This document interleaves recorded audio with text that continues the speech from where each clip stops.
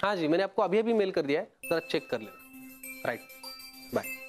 घ्या गरमागरम हेल्दी असा ओट्सचा उपमा। क्या बात है, बस, आणि त्यात गाजर आणि मटारही घातलेत। फॅन्टास्टिक।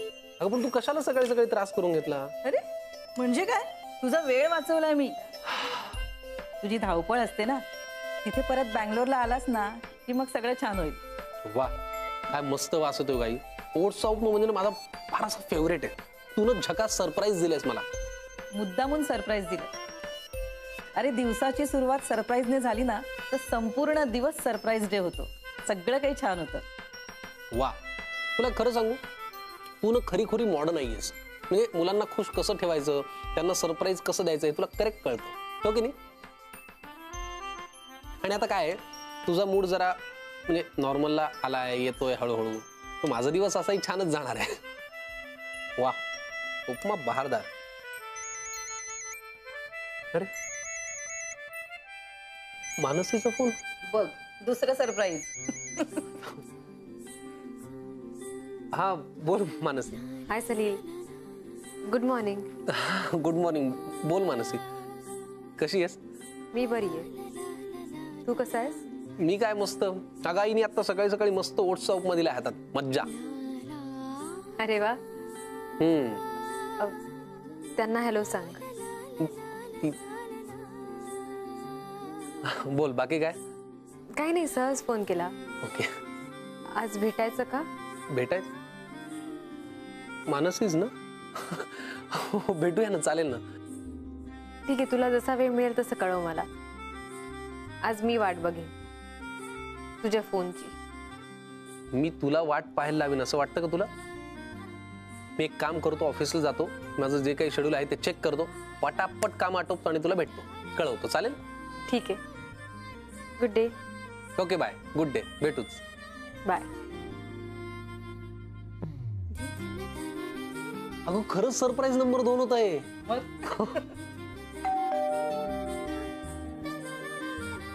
सरप्राईज क्रमांक 3। बघ बघ, आलोच। अरे या ना काका, या या काका, या ना, या बसा बसा।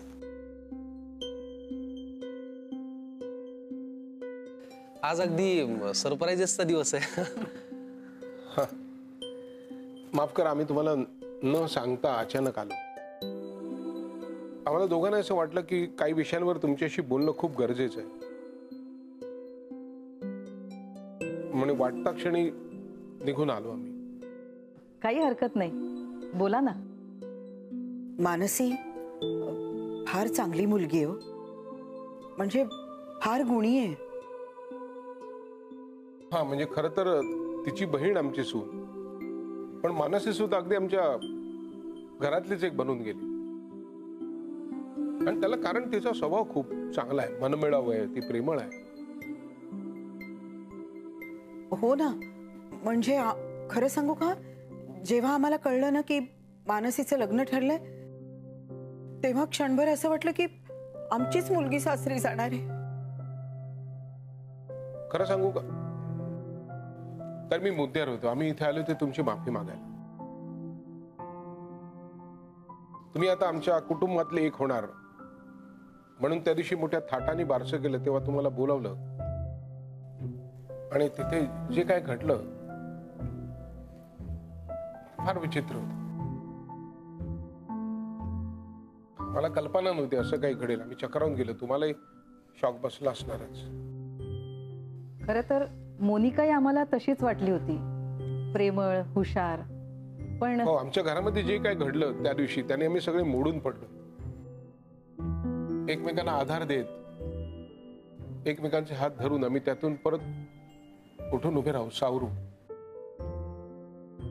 पण या सगळ्यात मानसीवरती काही अन्याय होऊ नये एवढंच आमचं म्हणणं। हो, नाही नाही काका, तिच्यावर का अन्याय होईल? काय की विक्रांतच्या लग्नामुळे दळवी आणि देशपांडे कुटुंब एकत्र आलं। आता पुढे त्याचं काय होईल माहित नाही, पण या सगळ्याचा मानसीच्या लग्नावरती परिणाम होऊ नये असं वाटतं. हो, काय आहे की आम्हाला मनातून भीती वाटली हो की तुमचा काही गैरसमज झाला नसेल ना. म्हणजे मुलाकडच्यांच्या मनात काही शंका येऊ शकतात ना. म्हणून मग आम्ही ठरवलं की तुमच्याशी सरळ येऊन बोलायचं. ज्या पद्धतीने त्या दिवशी सगळ्या गोष्टी विचित्रपणे सगळ्यांना कळल्या, त्यातून पुढे तुमच्या मनात काही गैरसमज राहू नये, कुठलंही किलमिश तिच्याबद्दल राहू नये. म्हणजे आम्ही दोघे मानसीची खात्री देतो, तिच्यासारखी मुलगी शोधून नाही सापडणार. काका अहो मला माहिती आहे हे. तुम्ही इथे येऊन बोललात, बरं वाटलं. गैरसमज नाही, पण मन जरा दोलायमान झालं होतं खरं. म्हणजे कसं आहे, सलील आणि मानसीचं लग्न ठरलं आणि त्याच वेळी मोनिकाबद्दल हे सगळं कळलं, त्यामुळे जरा विचित्र वाटत होतं. पण आता खूप हलकं वाटतंय. तुम्ही इथे आलात यातच तुमचा मोठेपणा आहे. तुम्ही बसा, मी तुमच्यासाठी चहा आणते. आले.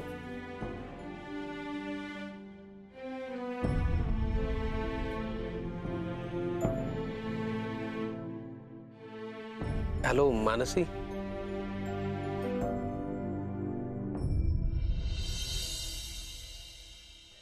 डोक्याला इतकं तेल चोपडलं तरी डोकं काही शांत होत नाहीये. नानू चल, तू दुकानावर चल, गल्ल्यावर बसलास ना की तुला शांत वाटेल.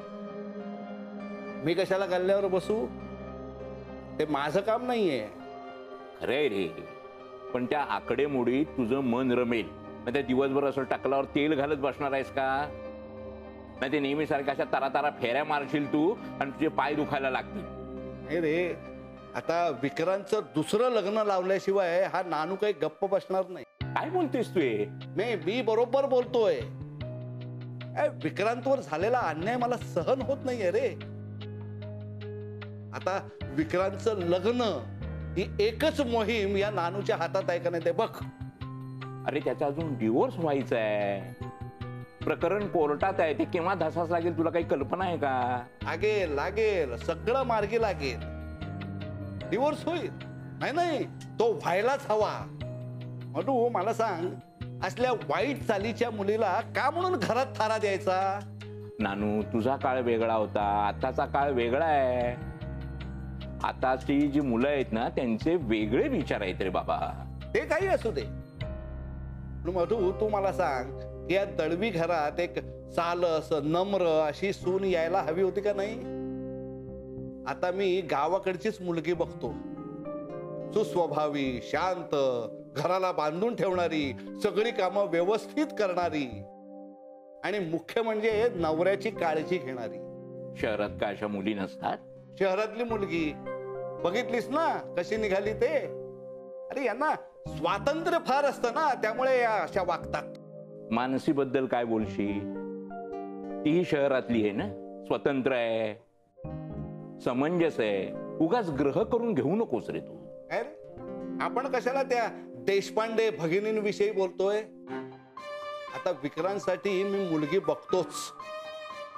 काय गावाकडे एक 2-4 फोन करतो. अरे विक्रांत दळवी हे स्थळ ऐकल्यानंतर अशा मुलगी हसत हसत लग्नाला तयार होतील. मुळात आमचा मुलगा बघा हो, किती शांत, समजूतदार, समंजस आहे. चला आता विक्रांतच्या दुसऱ्या लग्नाच्या तयारीला सुरुवात करतो. कोणाच्या परवानगीने? परवानगी कशाला हवी? अरे जोपर्यंत या घरात नव्या लग्नाचे वारे व्हायला लागणार नाहीत ना, तोपर्यंत घरातली दूषित हवा बाहेर जायची नाही. अरे काय बोलतोयस तू? हे वेळ लागलाय का तुला? अजिबात नाही. बघ ना, बघता बघता दिवस सरतील, एक नवा संसार सुरू होईल.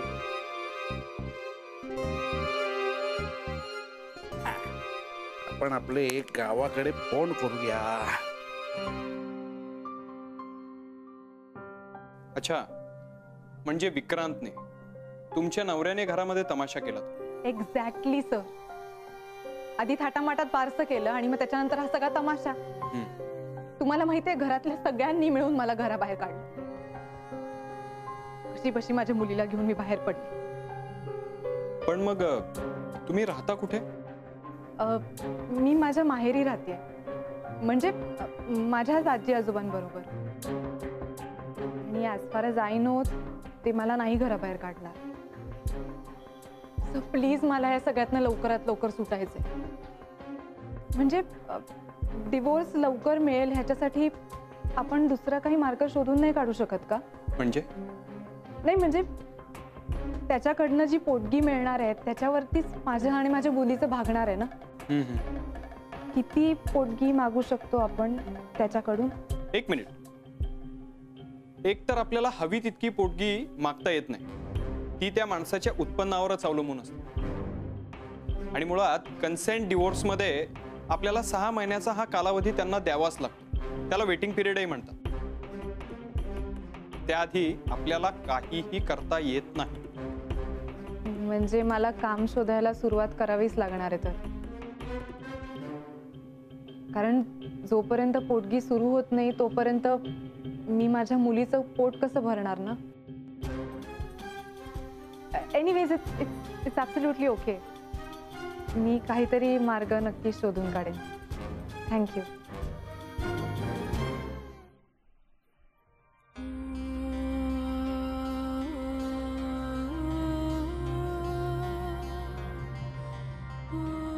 माई काय हे तू का केर काढतेस?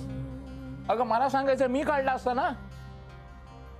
अरे बाईला मी सांगितलं, जा बाई मी माझी खोली साफ करते. काय असतं मधू, असं कामात गुंतून ठेवलं ना की डोक्यात विचार येत नाही. आणि अशा कामामुळे शरीराला थोडा व्यायाम मिळतो रे बाबा. माई माई तू शांतपणे बस बघू इथे. शांतपणे बस. ठेव ती केर सुने. ठेव. बस तू बस. हळू. आई आई ग आई. माई आपल्या घरात असा प्रसंग येईल असं वाटलं नव्हतं ना. तुला सांगते मग मला काय करावं हेच कळत नाही. खरंच मला काय करावं ते कळतच नाहीये. अरे विक्रांतवर माझा केवढा जीव आहे, म्हणून सगळ्या बाजूनी मला दबल्यासारखं वाटतंय. नाका तोंडात पाणी गेल्यावर होतं ना तसं झालंय माझं. म्हणून या कामामध्ये गुंतून घेते, म्हणजे विचार तरी बाजूला पडतात. माई व्हायचंच ग असं. एक सांगू, मनातल्या मनात माफ करून टाक. नाही बाबा आता काही सांगत नाही. आता काहीच मला सुचत नाही. माई रागावू नकोस. मी देशपांड्यांकडे गेलो होतो. ते आजी आजोबा पूर्णपणे खचलेत ग. त्यांच्यावरची जबाबदारी वाढली आहे. मुलगी या घरात लहानाची मोठी कधी झाली असती कळत नसतं. इतकी माणसं आहेत या घरात. पण तिकडे तसं नाही आहे ना. पुरीचं काही करत असेल असं वाटत नाही.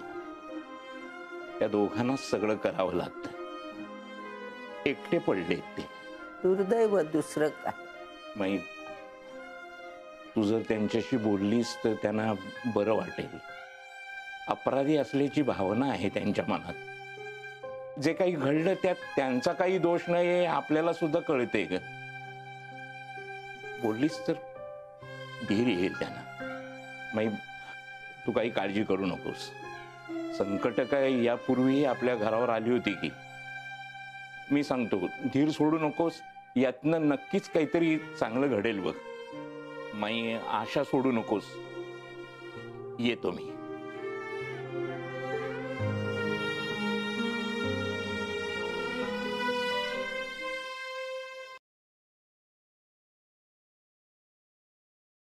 इचू काय करते बाळा? काय खेळायचे आजोबांबरोबर?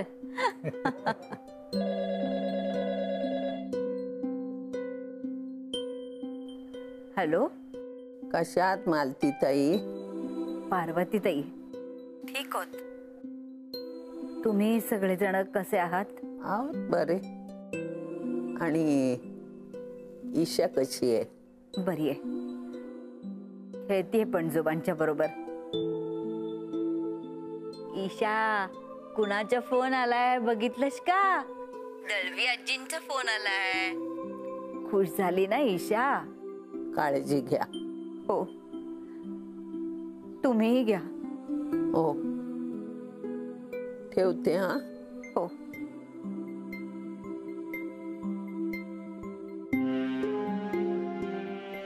दोघं कसे आहात म्हणून विचारायला फोन केला.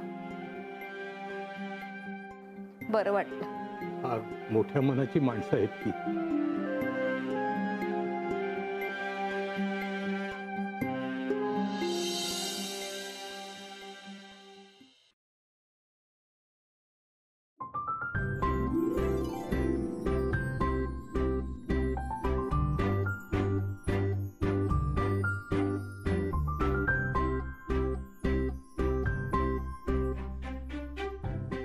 नक्की कामातच लक्ष आहे की दुसरीकडेच?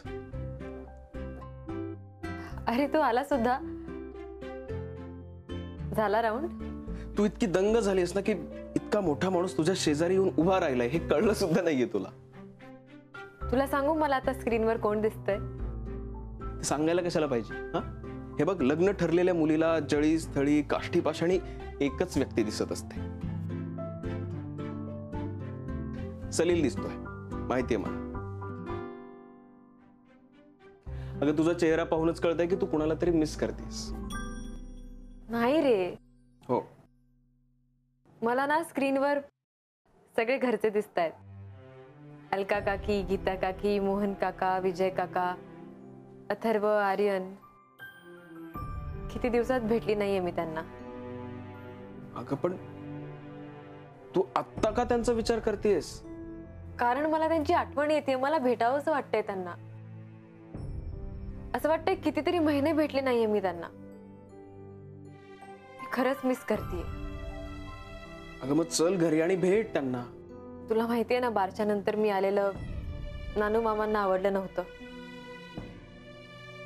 माझ्या तोंडावर दार लावलं त्यांनी.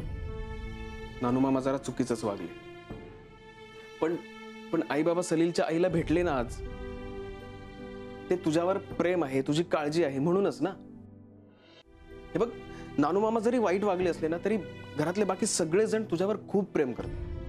ऑफकोर्स, मला खात्री आहे त्याची. पण तरी माहित नाही का, पण असं वाटतं की. पण तू विचार करून स्वतःला का त्रास करून घेतेस?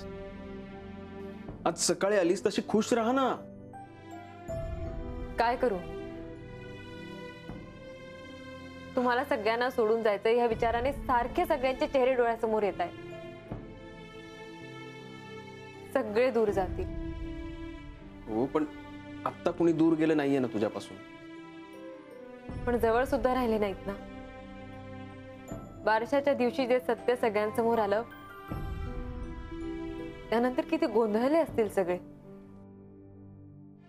काय विचार करत असतील ना.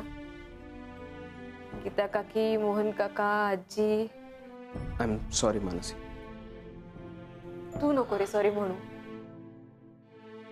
खरं तर ताईचीच चूक आहे. तिने एक मोठं सत्य आपल्या सगळ्यांपासून लपवलं आणि त्यामुळे आपल्या सगळ्यांना त्रास होतोय. मानसी प्लीज, मी तुला कसं समजावं म्हणजे कळेल तुला. तू हा विचार नको करूस आता. हे बघ, तुझं नवं आयुष्य सुरू होतंय तर तू आनंदी राहा ना. सकाळी आली तेव्हा कशी होतीस तशी.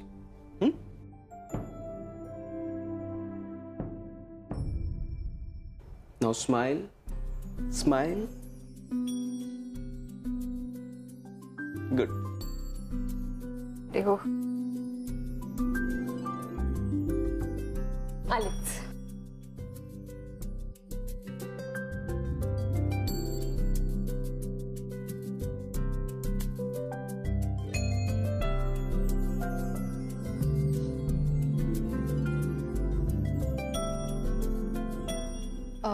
विक्रांत सर कुठे आहेत? सर कॅबिनमध्येच आहे. तुमची तब्येत कशी आहे मॅम?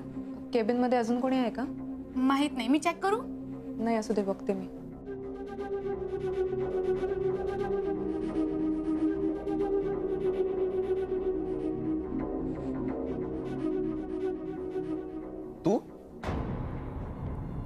इतकं आश्चर्य वाटण्यासारखं काय आहे?